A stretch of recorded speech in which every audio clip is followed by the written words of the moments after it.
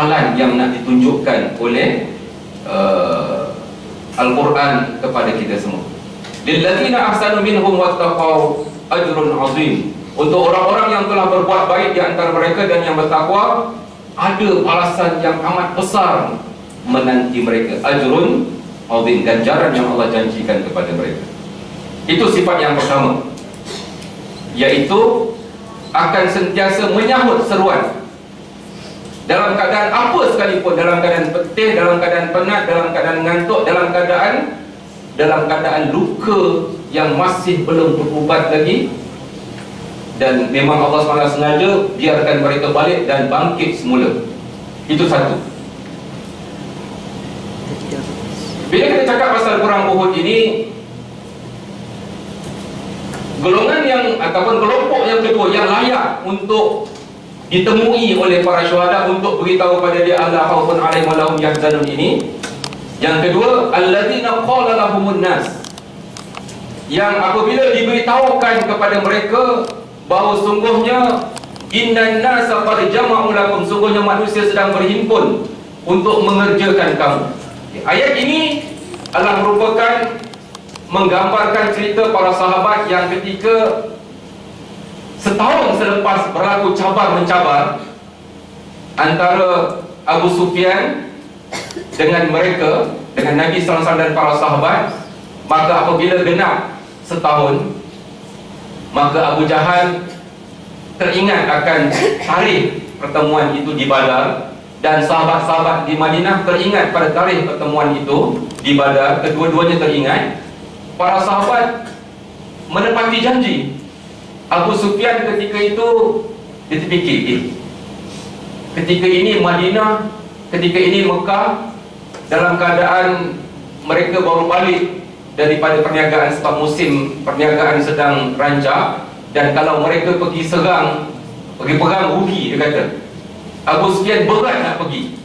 Lalu Abu Sufyan telah menghadiahkan 10 ekor unta kepada rakannya yang bernama Nu'aim. Dia beritahu kepada Nu'aim, aku bagi engkau 10 ekor unta, engkau pergi heboh-hebohkan dekat Madinah, beritahu pada mereka tak payah pergi kat Badar. Sebab apa? Orang-orang Quraisy Mekah telah menghimpunkan seberapa ramai manusia mengelilingi Badar. Kalau engkau pergi, maka musnahlah engkau. Fakhshawhum innan nasa qad jama'u lakum, bahawa sesungguhnya manusia telah berhimpun untuk mengerjakan kamu dekat Badar tu. Fakhshawhum, takutlah kepada mereka. Fakhshawhum, takutlah kepada mereka. Rupa-rupanya propaganda ni satu benda yang dah lama berlaku, sejak daripada zaman dulu lagi, sehinggalah ketika zaman Mekah pun mereka sentiasa bermain dengan media, bermain dengan Facebook dan Twitter, menggambarkan suasana yang berbeza daripada apa yang sebenarnya. Jadi untuk menakut-nakutkan, dia upah Nu'aim tadi untuk pergi ke Madinah, beritahu mana-mana tak payah pergi, orang telah himpun. Dan sahabat-sahabat, seperti yang kita katakan tadi, orang yang berjuang ini lintasan rasa takut dan rasa sedih mesti ada di kalangan mereka yang rasa takut. Tetapi takut itu tidak menghalang untuk bertambah iman mereka. Apabila ditakut-takutkan, tersentak imannya, inilah yang kita cari. Inilah yang Allah SWT janjikan. Sebab perjuangan ini akan dibentang dengan liku-liku yang pedih, yang perit, yang menakutkan. Sepatutnya apabila diberi kepada mereka fakhshawhum, takutlah kepada manusia ramai itu. Apa yang berlaku pada mereka? Fazadahum imana, maka bertambah iman mereka. Apabila orang beritahu ini, patutnya dia takut dan meninggalkan perjuangan. Tetapi ia ada sikit takut, tetapi fazadahum, dan bertambah iman mereka. Dan sepanjang perjalanan mereka ke Badar itu, mereka beramai-ramai mengungkapkan wa qalu hasbunallahu wa ni'mal wakil. Apa maksud hasbunallahu wa ni'mal wakil? Cukuplah, memadailah Allah dalam urusan-urusan kita, dan Allah itu adalah sebaik-baik apa? Wakil. Okay, wakil berarti wakil berdepan dengan apa-apa sahaja.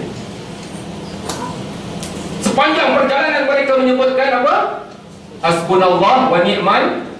Ini adalah penggabungan pengorbanan fizikal diperlukan, dan kekuatan kerohanian. Berzikir itu adalah suatu benda yang sangat penting. Kita tidak mahu melahirkan orang yang pandai merancang, pandai menyusun, pandai buat, tetapi jiwanya apa? Kosong, kerohaniannya rendah.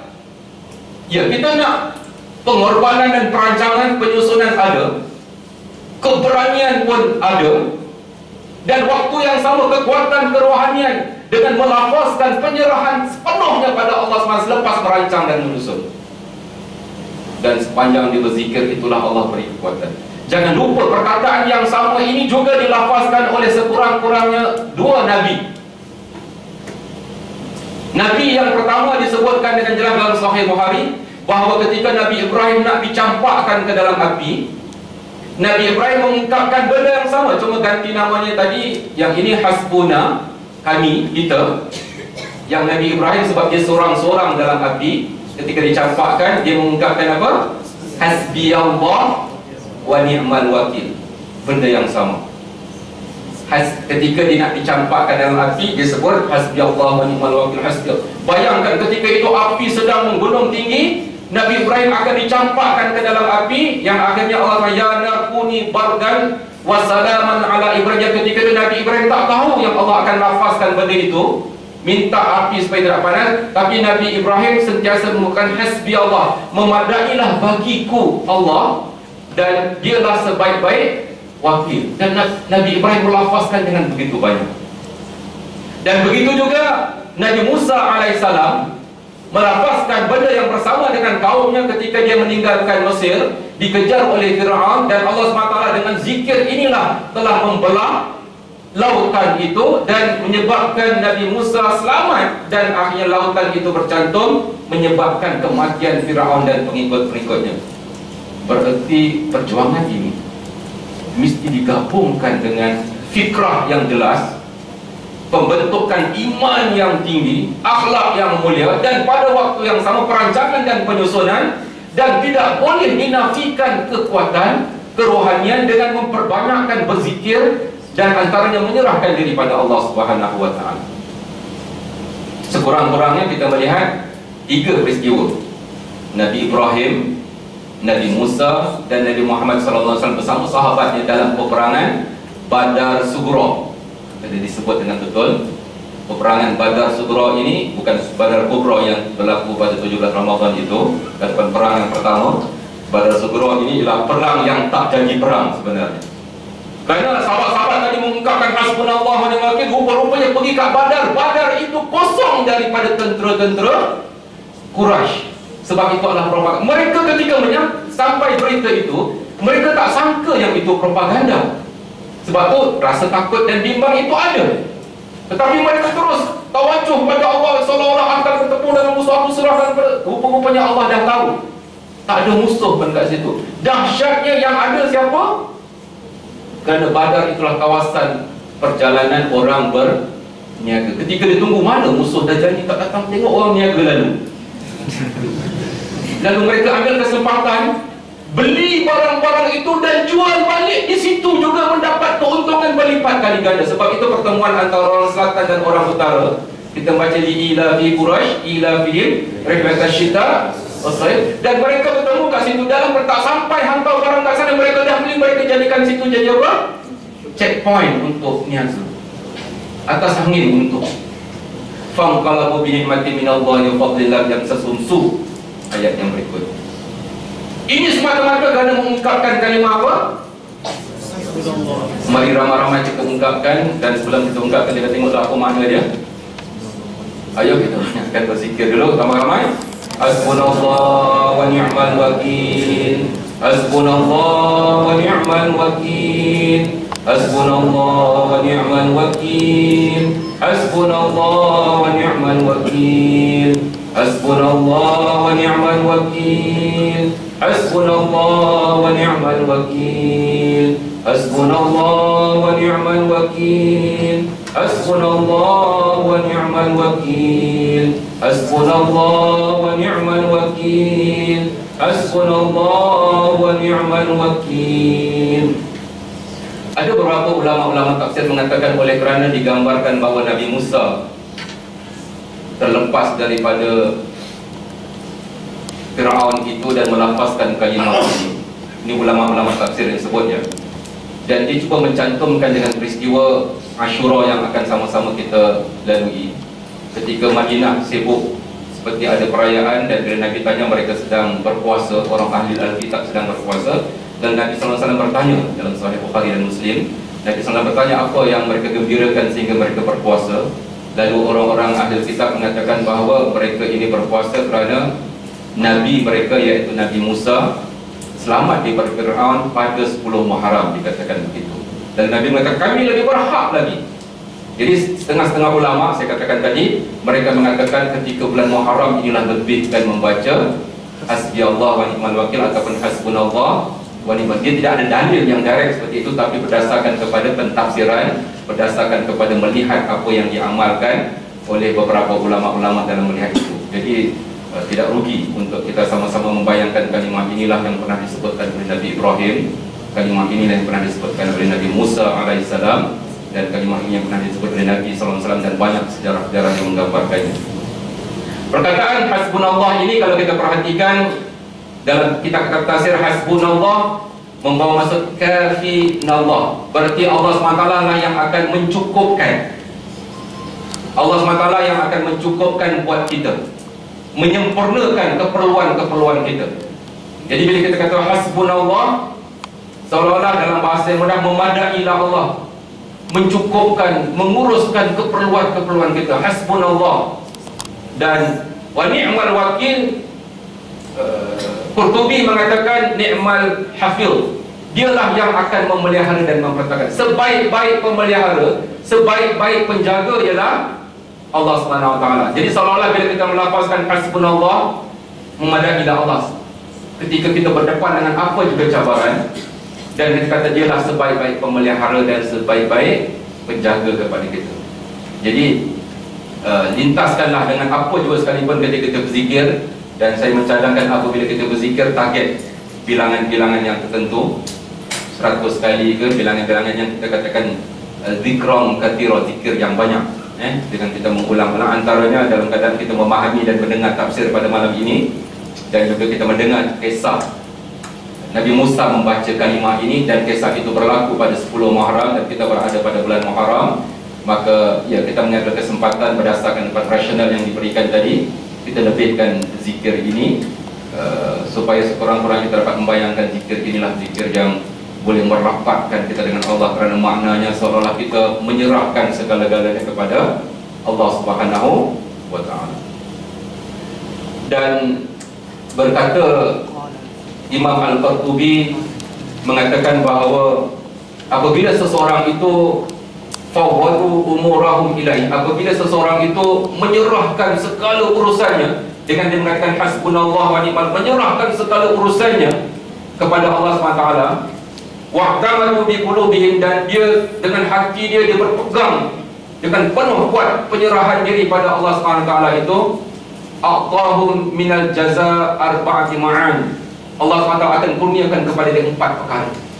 Apabila kita dengan penuh yakin Hasbunallah, Allah lah yang mencukupkan segala urusan kita, dan Allah jugalah ni'mal wakil, sebaik-baik yang akan memelihara, sebaik-baik yang akan menjaga, sebaik-baik jadi wakil kepada kita dalam semua cabaran-cabaran yang akan kita hadapi, kebimbangan-kebimbangan yang kita akan hadapi, rasa takut, rasa ronsing terhadap pelajaran, rasa ronsing terhadap kerjaya, rasa ronsing terhadap perniagaan. Penuhkanlah hati kita dengan menyebutkan kalimah ini. Allah SWT menjanjikan dengan 4 perkara, kata ulama-ulama, dalam melihat rahsia kalimah ini. Yang pertama, Allah SWT akan berterusan memberikan nikmat. Ini disebutkan oleh Qurtubi ketika menafsirkan ayat ini. berterusan dia akan bagi nikmat kepada orang yang sentiasa melafazkan hasbiyallah wa ni'mal wakil ataupun hasbunallah wa ni'mal wakil tadi. Berterusan dengan rasa menyerahkan diri pada Allah sepenuhnya dan beriktikad dengan hati bahawa inilah sahaja tempat aku bergantung mohon pertolongan, inilah sahaja yang akan menjaga, memelihara. Maka pertama sekali terbukti bahawa nikmat akan berterusan diberikan oleh Allah Subhanahu Wa Taala. Yang kedua, al-fadlu, berarti kelebihan-kelebihan yang tak disangka-sangka. Dan yang ketiga, sarfusu, iaitu Allah SWT akan jauhkan daripada sebarang malapetaka, jauhkan daripada sebarang kejahatan, benda-benda yang tak elok. Seolah-olah dengan kita mengatakan serah diri pada Allah sepenuhnya, dengan penuh yakin dan dilafazkan pula dengan lidah, dengan keyakinan dalam hati tadi. Dan yang keempatnya, wattiba'ur ridha, berarti kita akan sentiasa membuat tindakan-tindakan yang menepati redha Allah.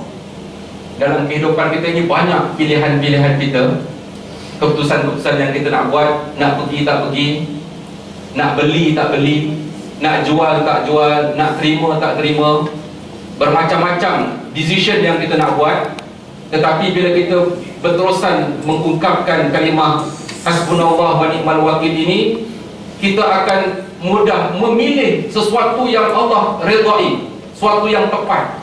Walaupun pilihan itu kadang-kadang dua-dua baik, makanya apabila kita sebutkan zikir ini, insya-Allah kita akan tercenderung untuk memilih sesuatu yang bukan hanya sahaja baik, tetapi yang Allah redai pada kita.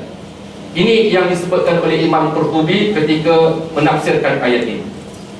Menafsirkan ayat yang menceritakan bagaimana para sahabat dengan penuh keyakinan dalam keadaan takut tadi berkekalan menyebutkan hasbunallah wa ni'mal wakil.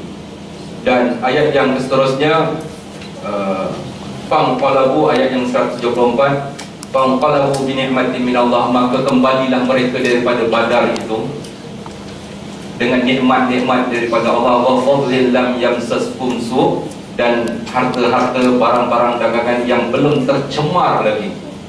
Sebagaimana kita katakan, barang-barang yang dibawa dalam yang itu mereka ambil dan mereka seolah tukar, jual, mereka mendapat keuntungan yang berlipat kali ganda dan laba yang belum tercemar dengan unsur-unsur yang tak bagus dan sebagainya.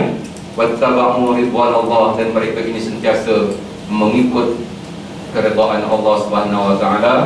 Wallahu dzu fadlin 'azim, dan Allah Subhanahu Wa Taala mempunyai limpah kurnia yang amat besar yang ada di kelilingnya. Ayat yang terakhir 175 menggambarkan pula tentang seolah-olah kesimpulan daripada suasana takut yang saya katakan tadi. Allah SWT mengatakan, innama dzalikumus syaitan yukhawwifu awliya'ahu fala takhafuhum wa khafuni in kuntum mu'minin. Sesungguhnya pembawa berita itu, sama ada Nu'aim yang kita katakan tadi ataupun Abu Sufyan yang merancang itu, pembawa berita, innama dzalikumus syaitan, yang dipikir itulah syaitan-syaitan yang bertujuan yukhawwifu awliya'ahu, menakut-nakutkan hamba-hambanya, menakut-nakutkan para sahabat yang nak pergi perang Badar itu. Berita yang sampai kepada mereka sama ada dilafazkan oleh Nu'aim tadi, ataupun bisikan-bisikan syaitan kepada manusia supaya rasa takut.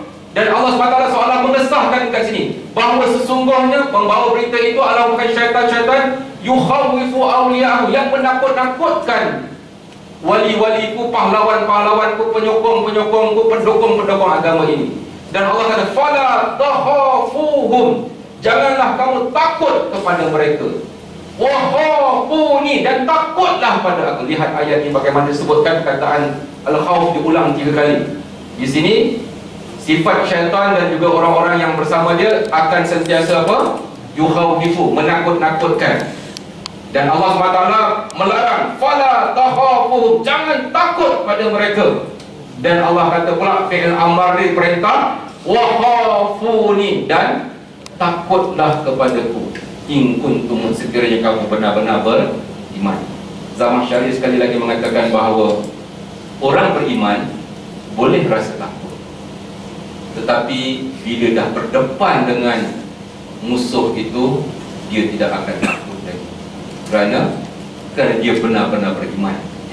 Pusing-pusing pula. Tapi begitulah balawah yang saya katakan. Orang beriman dia tak boleh rasa takut. Orang beriman tidak boleh menipu. Orang beriman boleh rasa takut. Tetapi bila dah berdepan dengan musuh, dah tak ada pilihan lain lagi dan mengutamakan Allah, Allah melarang takut. Apa buktinya? Wa fala takhafuhum, jangan kamu takut pada mereka. Dan Allah kata apa? Wa khafuni, dan takutlah pada aku sekiranya kamu beriman. Jadi seolah macam tadi tak beriman lah. Inilah dikatakan balawah. Seolah-olah tak sempurna iman sekiranya kita takut berada dalam medan pertempuran. Kalau di luar tu masih boleh takut-takut lagi, masih boleh buat keputusan untuk tak nak pergi perang walaupun berdosa. Tapi kalau dalam perang memang tak boleh lah. Tengah-tengah perang kat pedang tiba-tiba cop nak balik. Baik lari awal-awal lagi, tak menyusahkan. Jadi seolah-olah ini menggulung kembali kepada kita bahawa dalam perjuangan ini Allah Subhanahu Wa Taala menagih satu pengorbanan setiap orang daripada kita.